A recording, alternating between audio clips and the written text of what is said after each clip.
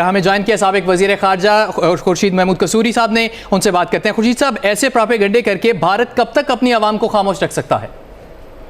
کیا کریں؟ بھارت کب تک اپنی عوام کو خاموش رکھ سکتا ہے، مطمئن کر سکتا ہے؟ دیکھیے، بات یوں ہے کہ پہلے خود انہوں نے وار ہسٹیریا پھیلایا۔ یہ کہا کرتے تھے مودی صاحب اقتدار میں آنے سے پہلے کہ کانگریس پارٹی تو بالکل جو ہے کمزور پارٹی ہے، اور میں آؤں گا تو میں بتاؤں گا پاکستان سے کیسے ڈیل کرنا ہے۔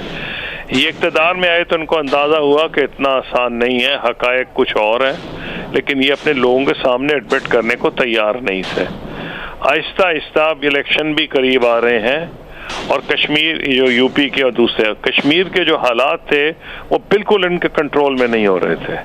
اب یہ ان کو دو ہی آپشنز تھے کہ ایک تو یہ کہ یہ مان جائیں کہ ہمارا فیلئر ہے اور ہم ان کو انلیمیٹڈ دور نہیں اپنے زیر کر کے کشمیریوں کو رکھ سکتے، اور کوئی پولیٹیکل راستہ اختیار کریں۔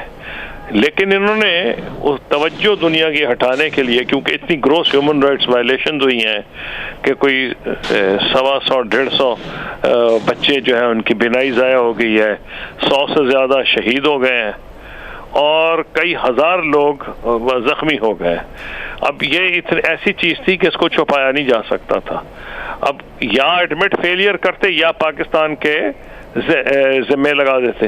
انہوں نے جو ایک آسان راستہ ڈھونڈا ہے کہ پاکستان کے ذمے ڈال دیا ہے کہ جو کچھ ہوا ہے، اور اوڑی کا جتنی جلدی میں انہوں نے اعلان کیا ہے، بعد میں انہوں نے ہمارے ہائی کمشنر کو بلا کے کہا ہے۔ پہلے تو انہوں نے ایک دم کہہ دیا کہ جی یہ پاکستان کی طرف سے ہوا ہے، اور وہ بنیادی طور پر ان کو ڈر یہ ہے کہ یو پی میں جو الیکشن ہوں گے وہ تقریباً ہندوستان کے الیکشن کا فیصلہ کر دیں گے۔ بہت بڑی ریاست ہے پاکستان جتنی اس کی آبادی ہے یو پی اکیلے کی، تو انہوں نے یہ جو کیا ہے یہ ان کے سامنے ہے۔ بلکہ ان کو یاد رکھنا چاہیے کہ 21ویں صدی میں یہ ممکن نہیں رہا کہ اگر آپ یہ مان بھی لیں کہ بین الاقوامی برادری بہت سنگ دل ہے اور وہ وہیں ایکٹ کرتی ہے جہاں 5 پرماننٹ ممبرز یونائٹڈ نیشنز کے انٹرسٹ افیکٹ ہوں، پھر بھی اپنی عوام کی نظروں میں اور human rights organization, civil society activist, اور ہندوستان کا اپنا جو دعویٰ ہے کہ بہت بڑی جمہوری